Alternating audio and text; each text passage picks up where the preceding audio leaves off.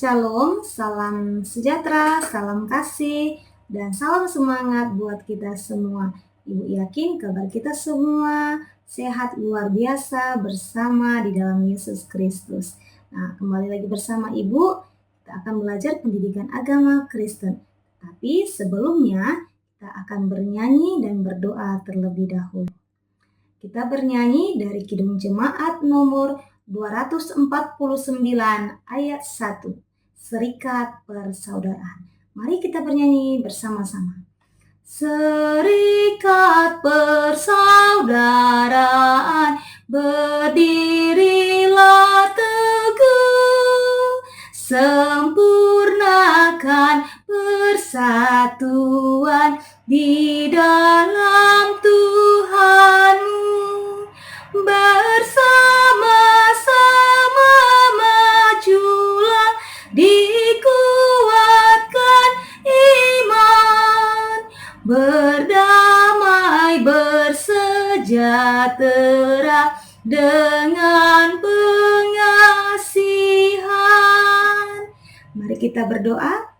Terima kasih Tuhan buat kasih karunia Tuhan kepada kami yang selalu memberkati kehidupan kami. Sebentar Tuhan, kami akan belajar mengenai firman Tuhan. Berkati hati, berkati pikiran kami, sehingga kami boleh mengerti, boleh memahami akan firman Tuhan, dan kami boleh melakukannya di dalam kehidupan kami. Terima kasih Tuhan. Di dalam nama Yesus Kristus kami berdoa. Amin. Baiklah anak-anak, pada pelajaran kali ini kita akan belajar tentang persahabatan dengan judul Aku Mau Bersahabat Dengan Semua Orang. Teks Alkitab yang mendasari firman Tuhan pada saat ini, pelajaran kita pada saat ini, yaitu tertulis dalam Lukas 19 ayat 1 sampai dengan 10. Di dalam pembelajaran kita nanti, tujuan pembelajaran yang akan kita capai yaitu yang pertama, kita dapat menuliskan alasan perlu bersahabat dengan semua orang. Dan yang kedua, dapat mendaftarkan kendala dan solusi untuk bersahabat dengan semua orang. Anak-anak Ibu, kita akan mengamati sebuah gambar. Nah, ini adalah gambar Yesus bersama dengan Zakheus, yang mana lewat gambar dan cerita ini, Yesus mau menunjukkan teladan yang Dia berikan tentang persahabatan.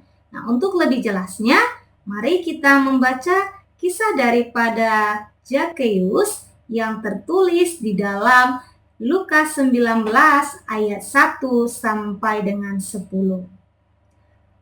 Yesus masuk ke kota Yeriko dan berjalan terus melintasi kota itu. Di situ ada seorang bernama Zakheus, kepala pemungut cukai, dan ia seorang yang kaya. Ia berusaha untuk melihat orang apakah Yesus itu, tetapi ia tidak berhasil karena orang banyak sebab badannya pendek. Maka berlarilah ia mendahului orang banyak, lalu memanjat pohon ara untuk melihat Yesus yang akan lewat di situ.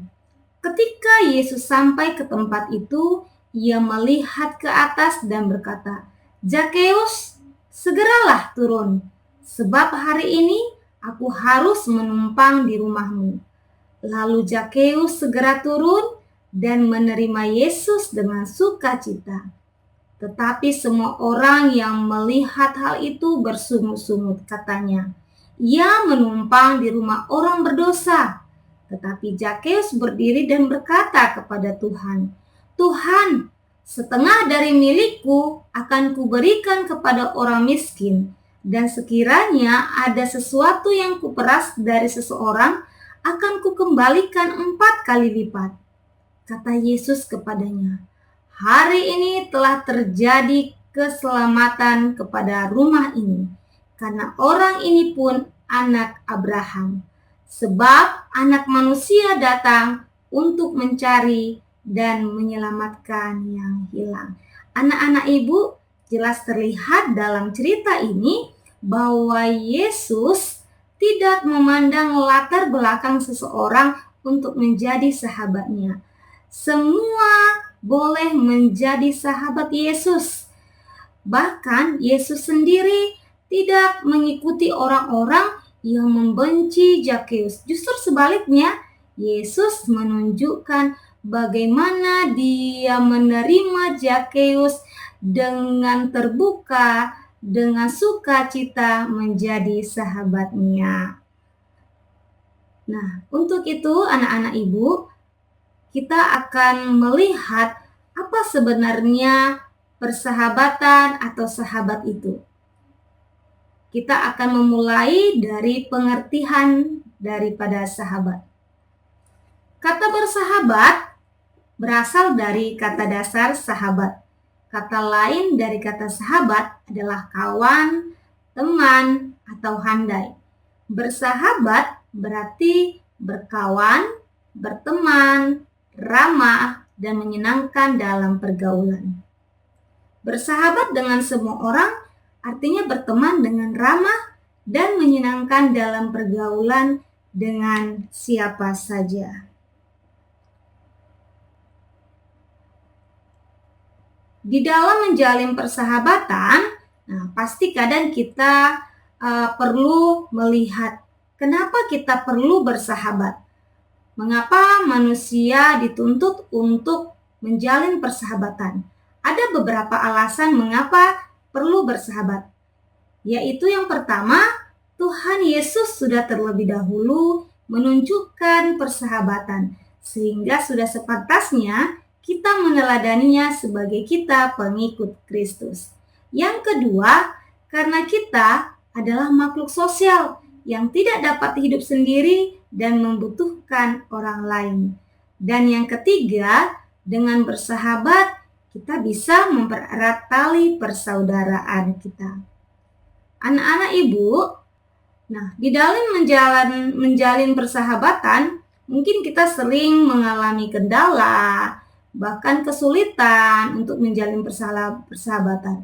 Nah, kira-kira kendala dan solusi apa yang bisa kita lakukan? Biasanya kendala yang kita alami, kita hadapi dalam persahabatan yaitu takut dengan penolakan, miskomunikasi ataupun salah paham, perbedaan kebiasaan, perbedaan prinsip, dan pandangan yang berbeda.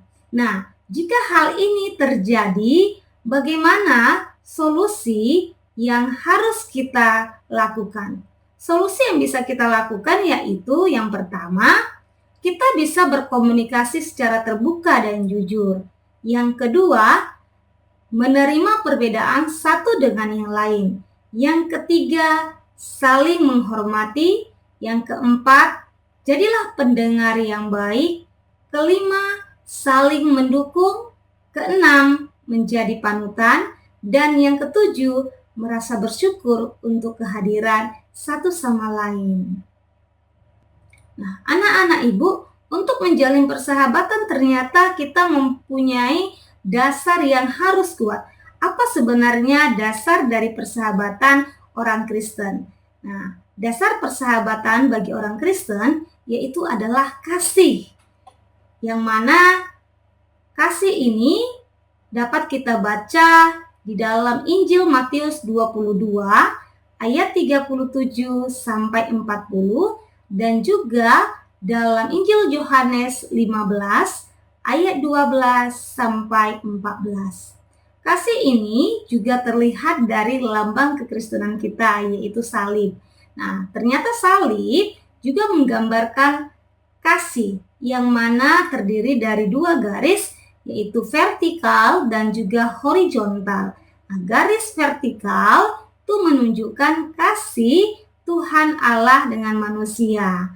Dan garis horizontal yaitu kasih terhadap sesama manusia. Nah, ada beberapa sikap bersahabat yang harus kita lakukan, yang harus kita perbuat di dalam kehidupan kita. Apa saja itu? Yaitu di dalam persahabatan sebaiknya kita harus bersikap tidak membeda-bedakan suku, agama, ras, dan adat istiadat. Yang kedua, kita tidak menolak. Yang ketiga, tidak mengucilkan. Yang keempat, tidak membenci. Dan yang kelima, tidak mengejek ataupun menghina. Nah, jika hal ini bisa kita aplikasikan di dalam persahabatan, kita bersikap seperti ini, maka akan terjadilah kerukunan, kedamaian, kebahagiaan, sukacita, dan terlebih kita bisa menyenangkan hati Tuhan. Nah, dari pelajaran kita ini, kita bisa menarik sebuah kesimpulan. Apa yang menjadi kesimpulan pelajaran hari ini, yaitu Allah menghendaki kita untuk bersahabat dengan siapa saja. Persahabatan dengan semua orang dapat tercipta jika kalian mendasarinya pada cinta kasih Kristus yang mengasihi semua orang. Yesus telah memberikan teladan mau bersahabat dengan Zakeus tanpa melihat latar belakangnya. Teladan ini juga harus kalian ikuti. Bersahabatlah tanpa membeda-bedakan suku, budaya, agama, fisik, atau hal-hal yang lainnya. Mintalah pertolongan Tuhan agar kalian dapat bersahabat dengan semua orang tanpa melakukan diskriminasi.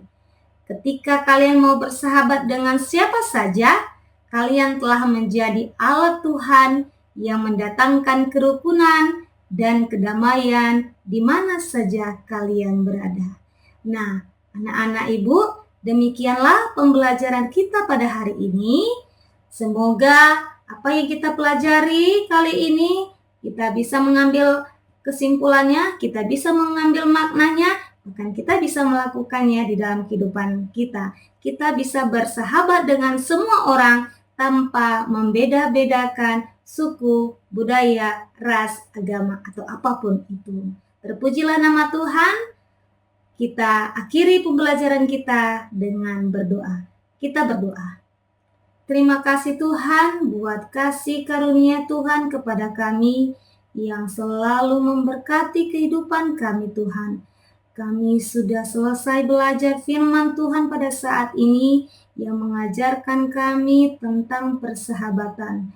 Tuhan sudah memberikan teladan bagaimana kami bersahabat Tuhan dengan sesama kami lewat cerita Zakeus. Biarlah Tuhan kami boleh melakukannya di dalam kehidupan kami.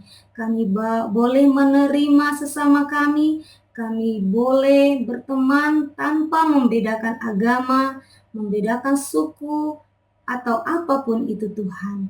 Biarlah kasih yang daripada Tuhan kami jadikan menjadi dasar kami menjalin persahabatan dengan sesama kami. Terima kasih Tuhan, di dalam nama Yesus kami berdoa. Amin.